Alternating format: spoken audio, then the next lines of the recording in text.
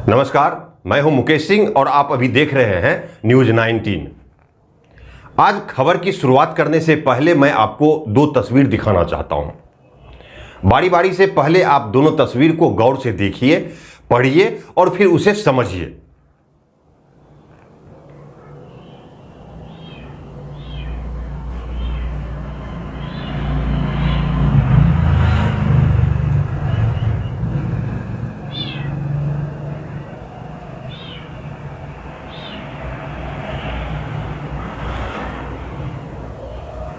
अब मैं आपको इन दोनों तस्वीरों के पीछे की सच्चाई से रूबरू कराता हूं। ये जो आप अभी स्क्रीनशॉट देख रहे हैं, उससे स्पष्ट होता है कि बिहार के माननीय मुख्यमंत्री नीतीश कुमार जी बाढ़ प्रभावित क्षेत्रों का हवाई सर्वेक्षण कर रहे हैं। और जैसा ऊपर के बैनर में लिखा है, उससे यह भी स्पष्ट हो जाता है कि जिला प्रशासन भागलपुर द्वारा बाढ़ पीड़ितों के लिए जो सुविधा मुहैया कराई गई है, उसका जायजा ले रहे हैं माननीय मुख्यमंत्री। और आज मुख्यमंत्री नीतीश कुमार बाढ़ प्रभावित पूर्णिया जिले के रुपौली प्रखंड के दौरे पर आने वाले हैं। आपको बता दूं कि हवाई सर्वेक्षण और ये अचानक दौरा बीते 15 दिनों से निरंतर जारी है। और ये दूसरी तस्वीर दैनिक भास्कर अखबार की कटिंग है, जो 75वां स्वाधीनता दिवस की खास रिपोर्ट भी है। मैं पहले इस कटिंग का हेडलाइन पढ़ देता हूं। इस कार्यकाल के बाद लगातार सर्वाधिक समय तक सीएम का रिकॉर्ड भी नीतीश के नाम। नीतीश ने तोड़ा श्री बाबू का रिकॉर्ड। श्री बाबू मतलब बिहार के पहले मुख्यमंत्री श्री कृष्ण सिंह। श्री बाबू ने 14 व नीतीश ने 15 बार फहराया तिरंगा। यानी आजादी के बाद गांधी मैदान में बतौर मुख्यमंत्री सर्वाधिक बार झंडा फहराने का रिकॉर्ड नीतीश कुमार के नाम हो गया। 15 अगस्त 2021 को मुख्यमंत्री नीतीश कुमार ने 15वीं बार राष्ट्रीय ध्वज फहराया। इसके पूर्व श्री कृष्ण बाबू 26 जनवरी 1950 से पहले प्रीमियर के रूप में राज्य का सत्ता संभाल रहे थे। उस वक्त सीएम का पद नहीं होता था, प्रीमियम का ही पद होता था उस वक्त। और उसके बाद श्री कृष्ण बाबू 11 जनवरी 1961 तक राज्य के मुख्यमंत्री रहे।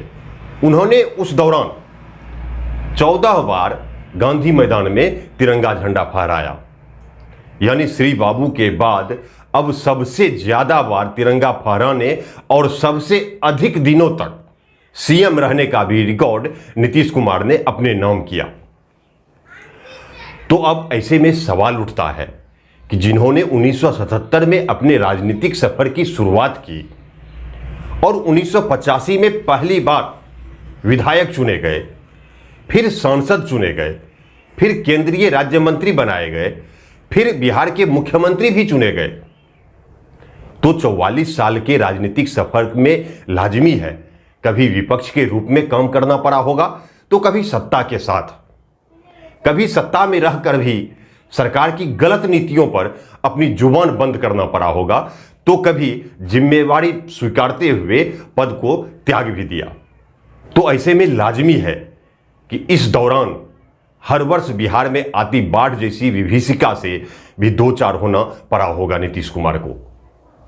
इस कालरूपी विभीषिका से बचने के कई सारे उपाय ढूंढे गए होंगे, कई उपायों पर काम भी किया गया होगा, कई कामों का कई बार निरीक्षण भी किया गया होगा। और खासकर जब से नीतीश कुमार मुख्यमंत्री की जिम्मेवारी संभाले होंगे, तब से हर वर्ष हवाई सर्वेक्षण किया जाता रहा। बाढ़ से बचाव के लिए तरह तरह की नीतियां अपनाई गई होंगी, उस वक्त अलग अलग योजनाएं लाई गई होंगी।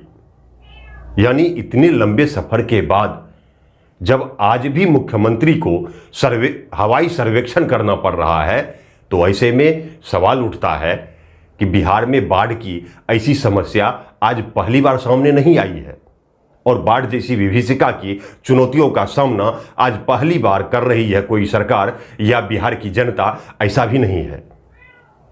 बल्कि जब से यानी 1984 में जब नवहट्टा बांध टूटा, तब से लेकर आज तक लगातार हर वर्ष लाखों करोड़ों लोग बाढ़ का सामना करते रहे, जिसके कारण उत्तर बिहार के सभी उद्योग धंधे बंद हो गए, रोजगार समाप्त हो गया, लोग रोजगार की तलाश में पलायन करने लगे।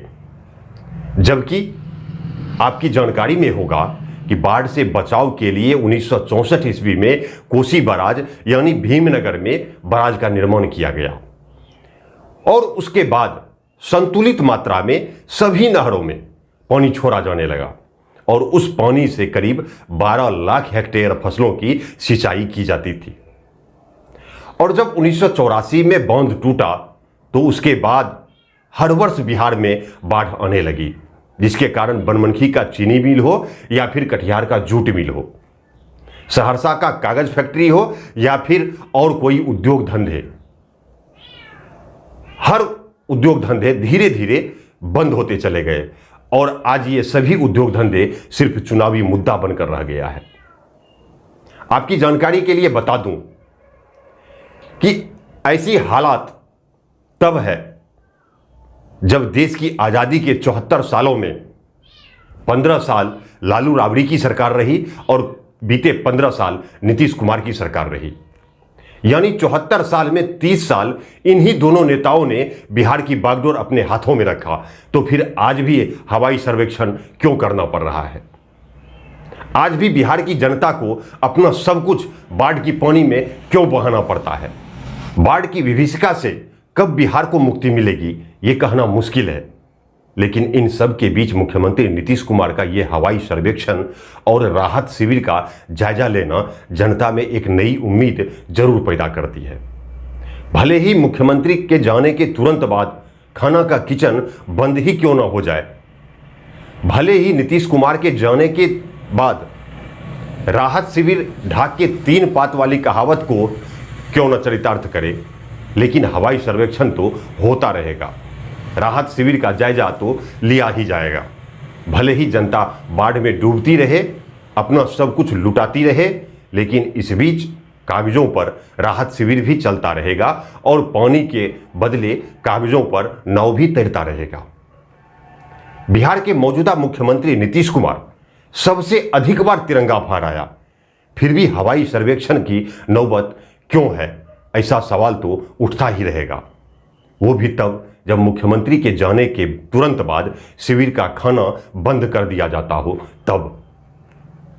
हवाई सर्वेक्षण और राहत शिविर के जायजा के उपरांत क्या हालत हो जाती है, तो आखिर में एक वार्ड सदस्य के पति द्वारा किए गए एक स्क्रीनशॉट मैं छोड़े जाता हूं, आप उसे पढ़िए और फिर हमारे न्यूज़ 19 के यूट्यूब चैनल को सब्सक्राइब कीजिए।